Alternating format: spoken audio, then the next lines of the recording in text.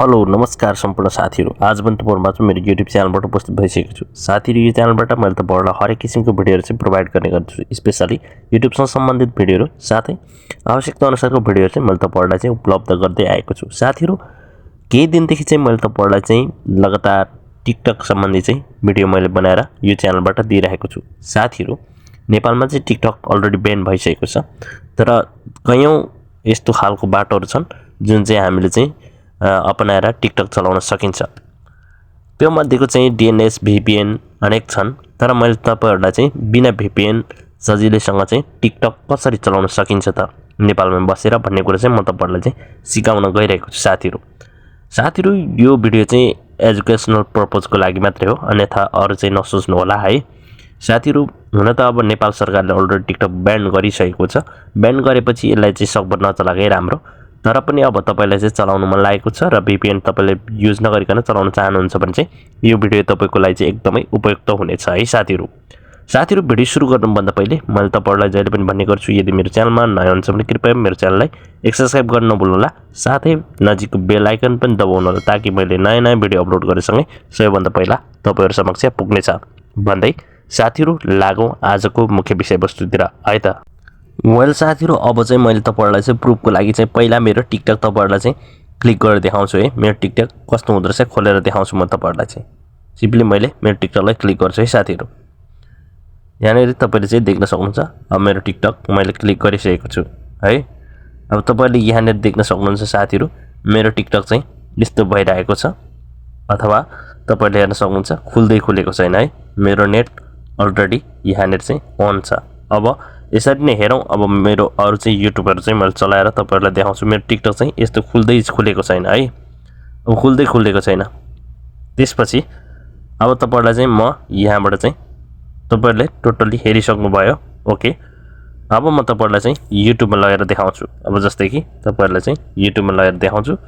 मेरो युट्युब चाहिँ तपाईहरुकै अगाडि चाहिँ मजाले चल्दैछ। यहाँ हेर्न सक्नुहुन्छ, यहाँनेरि अलरेडी मेरो युट्युब चाहिँ खुलिसकेको छ, यहाँनेरि मजाले हेर्न सक्नुहुन्छ। अब त्यस्तै मैले चाहिँ मेरो फेसबुक खोल्छु, फेसबुक पनि यहाँ मजाले चल्छ।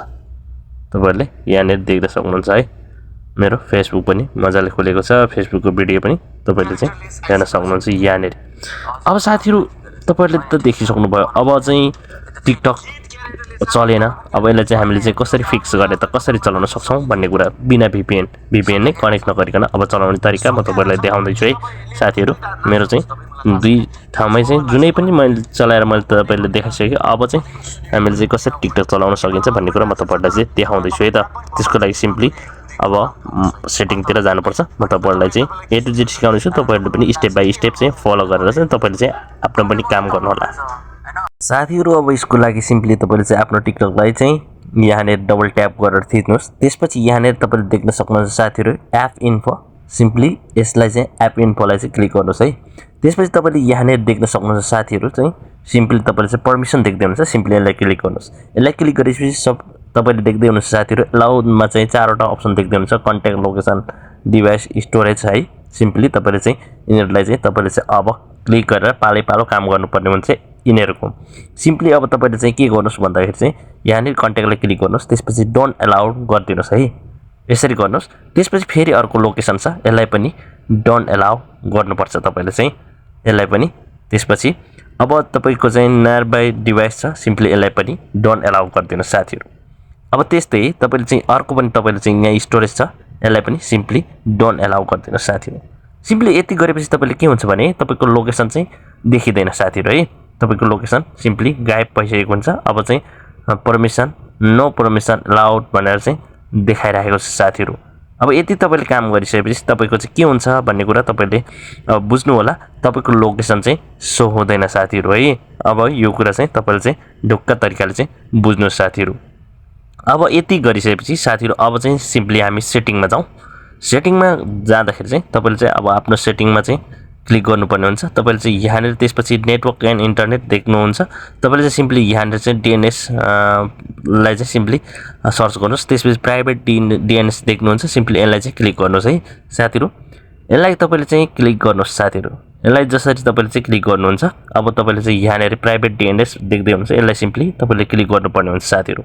यसलाई क्लिक गरिसकेपछि साथीहरु यहाँनेर चाहिँ तपाईले चाहिँ तीनटा अप्सन देख्नुहुन्छ यसलाई चाहिँ तपाईको चाहिँ अन अफ हुन सक्छ अटोमेटिक हुन सक्छ है सिम्पली तपाईले चाहिँ जे छ प्राइभेट छ तपाईको केही टेन्सन छैन तपाईले चाहिँ सिम्पली अफ गर्नुस् त्यसपछि तल लेख्नुस् vpn.com भनेर चाहिँ लेख्नुस् अथवा केही पनि लेख्न सक्नुहुन्छ मैले चाहिँ vpn.com भनेर लेख्दै त्यसपछि चाहिँ सेभ गर्दियौ यति गरिसकेपछि हामी ब्याक जाउँ साथीहरु है अब ब्याक गएर हेर्न सक्छौ साथीहरु अब चाहिँ टिकटक म तपाईहरुको छेउमा चाहिँ चलाउँछु चल्छ या चल्दैन तपाईहरुले चाहिँ यहाँले चाहिँ सिम्पली हेर्नु होला आफै है अब तपाईहरुले देख्न सक्नुहुन्छ मेरो सिम्पली टिकटक चाहिँ चल्दैछ कि चलेको छैन भन्ने कुरा है यहाँ तपाईहरुले हेर्नु होला देख्न सक्नुहुन्छ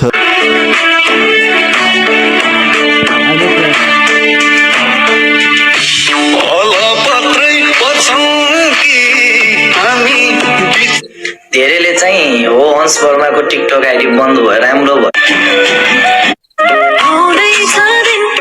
यी महिनामध्ये हजुरहरूले तपाईं जाने हैन त युरोप यो पनि सेन्जेन भिजाको फाइनली साथीहरु तपाईहरुले भिडियो त हेरिसक्नु भयो अब तपाईले चाहिँ नेपालमा बसेर बिना VPN तपाईको चाहिँ टिकटक नचलेको कसरी चलाउने भन्ने कुरा तपाईहरुले के कति बुझ्नु भयो साथीहरु तपाईहरुले चाहिँ जस्तो कस्तै मलाई कमेन्ट गर्न सक्नुहुन्छ भन्दै आजको भिडियोबाट बिदा हुन चाहन्छु बाइ बाइ टेक केयर